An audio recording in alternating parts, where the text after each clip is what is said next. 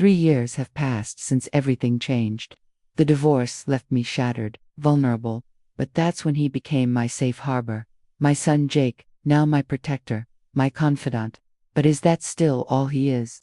The silence of this house echoes with painful memories, but his constant presence warms me in a way that should frighten me. When his eyes meet mine, I see something that goes beyond filial love, and when our hands touch, the world seems to stop.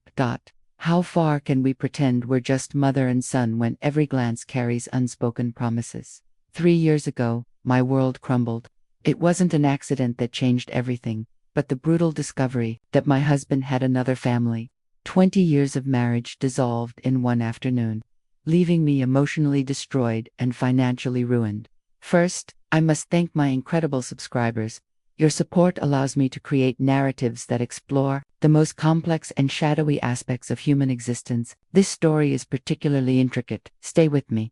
If you're drawn to stories that delve into the forbidden corners of the human heart, subscribe to Hidden Truths. Hit that notification bell, because we explore the stories others won't dare tell. More tales like this await you. You were lucky, the lawyer said.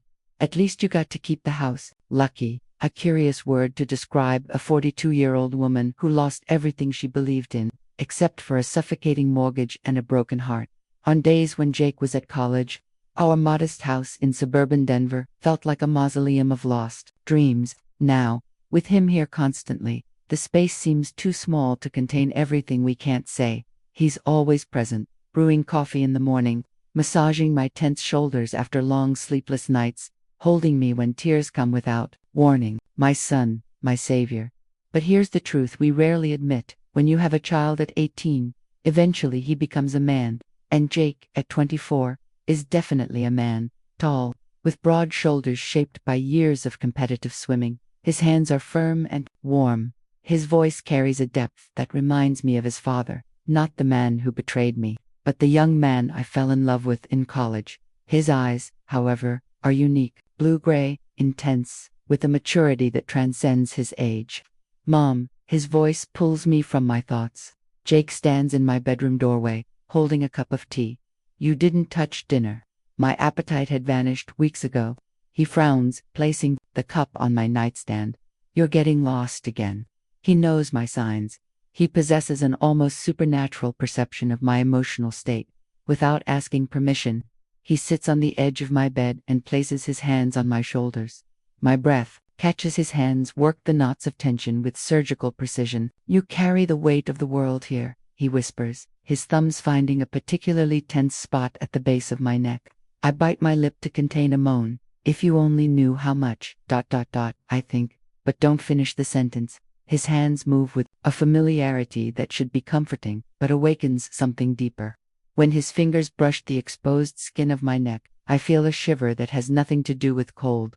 Better, he asks, his voice huskier than normal. For a moment, maybe, two, we remain motionless. I can feel his warm breath on my neck. With a deliberate clearing of his throat, he pulls his hands away. Much better, I lie. Thank you, sweetheart. He hesitates, as if wanting to say something more. Instead, he picks up the teacup and leaves the room. I stare at the ceiling, reliving those moments when his hands almost crossed an invisible line, and for the first time in months, I feel something beyond pain, something dangerous and exciting. The second time, his fingers danced dangerously close to the forbidden frontier. I knew it transcended mere maternal care.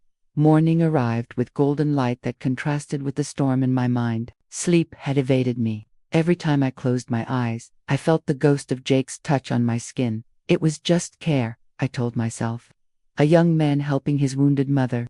But the way my skin caught fire under his hands, that wasn't pain. The soft creak of Jake's door brought me back to the present.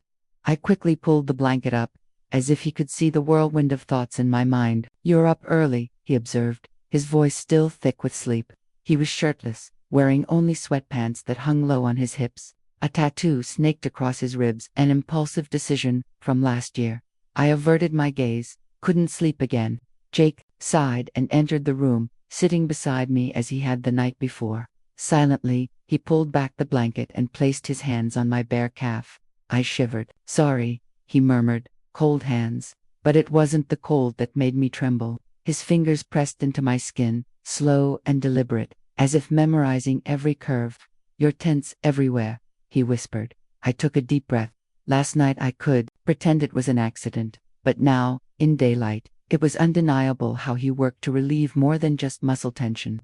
How his hand glided along my thigh. "Jake," my voice came out huskier than intended. "Relax." His voice carried a depth I'd never heard before. "Relax, and let me take care of you." I wasn't resisting the massage. I was fighting against this, the way my body responded to him, how my breath failed when his fingers brushed the edge of my pajama shorts. A knock at the front door broke the moment. Jake recoiled abruptly. "Are you expecting someone?" "No." He stood up, muscles rippling. "I'll see who it is." I breathed shakily, still feeling the tingling of his touch. Voices and laughter floated from the living room. Our neighbor, Mrs. Patterson, asking if we needed anything from the grocery store. When Jake returned, his face was unreadable. "Think she suspects?" he asked. My heart stopped. "Suspects what?" He smiled mischievously.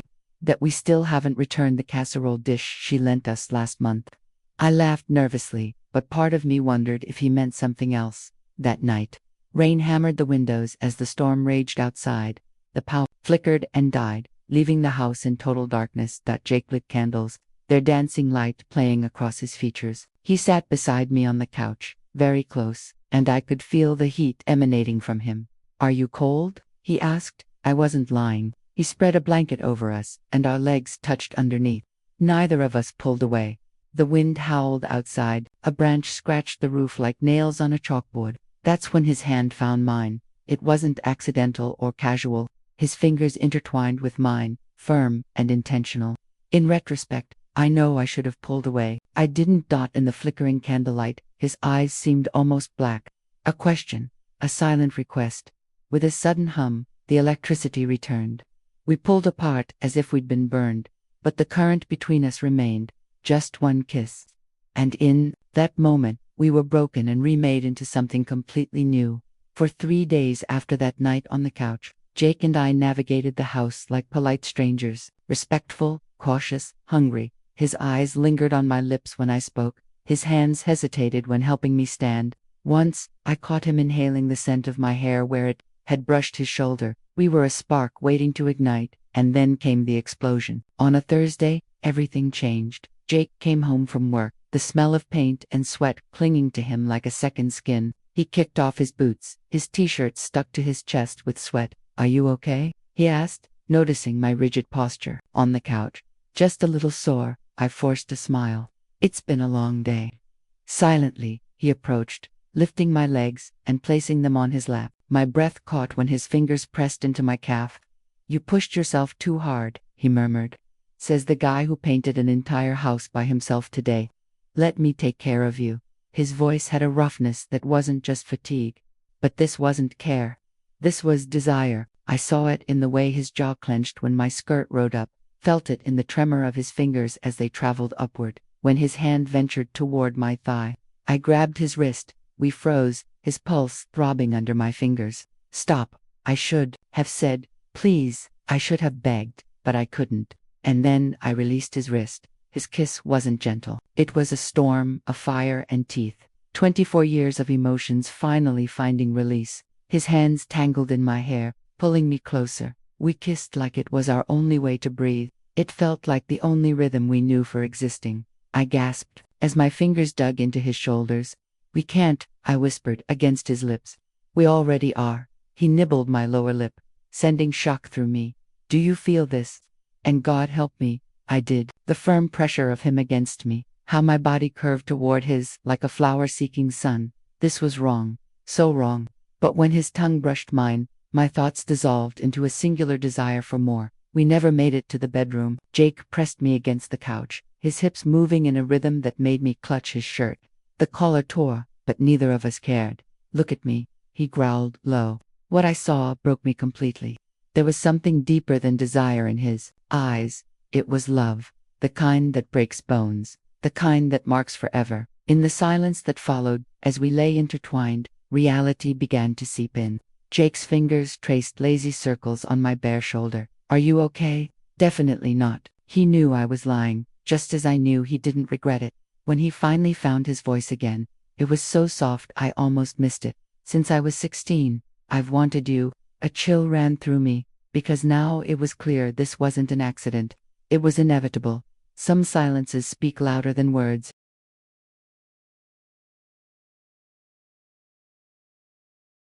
Morning came, raw and intense. I woke before Jake, the weight of our actions settling on me like something tangible, that the sheets carried his scent, a mixture of paint, sweat, and something unmistakably masculine. My son, my strength, the one who stayed when everyone else left. What have we done? In the kitchen, he found me staring at the coffee maker, as if it held answers. Good morning, he whispered, his voice thick with sleep. I couldn't look at him. It was unbearable to see the tenderness in his eyes, the gentleness that should never exist. Mom, he placed a hand on my shoulder. Don't, I recoiled. The pain that flashed through his eyes cut deeper than any blade. We danced around each other like planets in separate orbits. He tried to catch my gaze. His fingers brushed mine when passing something. I pulled away, building walls with each polite thank you and formal excuse me. At dinner, the tension was palpable. Finally, he spoke. You're punishing me. He pushed his plate away. I'm protecting us. From what? My voice failed. From the looks we'd get if they knew, from the shame that would consume us if we let this continue. His jaw clenched. I'm not ashamed. That night, I heard him pacing restlessly in his room. The floorboards groaned under his steps. Then, silence. The door opened with a soft click. Moonlight spilled across the bed as he stood in the doorway, shirtless, chest rising and falling rapidly. I can't pretend. His voice was rough. Not with you. My resolve crumbled, because I couldn't either. Silence filled the space as he crossed the room. There was no need for words. Every touch, every glance, every ragged breath spoke truths that words could never capture. This is where our fate was sealed, and we dove in without hesitation. A year has passed, and the neighbors still comment on our remarkable bond. At the grocery store, Mrs. Patterson observes my son's unwavering devotion. He's always been so dedicated to his mother, she says admiringly. I smile politely, adjusting the bracelet he gave me, our silent promise that some loves transcend conventional definitions. As we walk toward the car, Jake's fingers intertwine with mine. No one looks twice. After all, single mothers rarely find new partners, do they? And that's exactly how we prefer to keep our secret. Don't forget to subscribe to Hidden Truths for more stories that explore the depths of human complexity. Ring that bell, because some truths are too powerful to ignore.